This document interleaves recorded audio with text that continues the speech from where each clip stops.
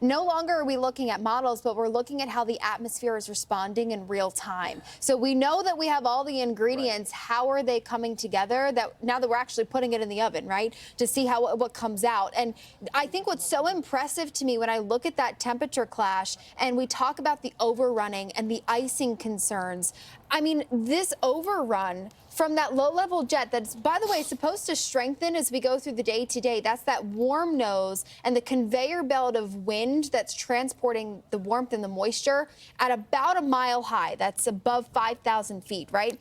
I mean, it's eroding and kind of cutting in. Look at the bulge of our lines of equal pressure here. I mean, you can actually see how it is cutting over top of that cold, dense air.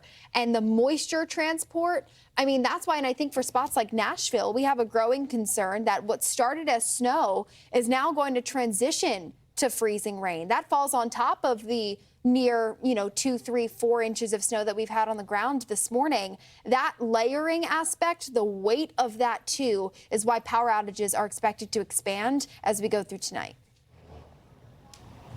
And all that moisture coming in off the Gulf is also going to create a bit of a severe weather threat across the Gulf states as we get into tomorrow. So that's just another aspect of this very multifaceted dynamic storm system. There it is right there, a 2 out of 5 level threat on the bad scale, which is what Bob would call it, from Mobile right through Panama City, Albany, Montgomery. So from the Gulf right up through the rest of the South and into the Northeast, this system is really going to have its impacts. By the way, Bob was talking with Mike about the Greenville, Spartanburg, South Carolina area really getting crushed with ice. Getting some reports on social that the Waffle House in that area may close later tonight preemptively to the storm, which is something of note because Waffle House prides themselves on being able to stay open during bad storms. Sometimes they'll stay open through a Category 3 hurricane. So just something to point out there. Yeah, I mean, that's the thing. When you're bringing out the Waffle House scale, it means business for folks in the South. And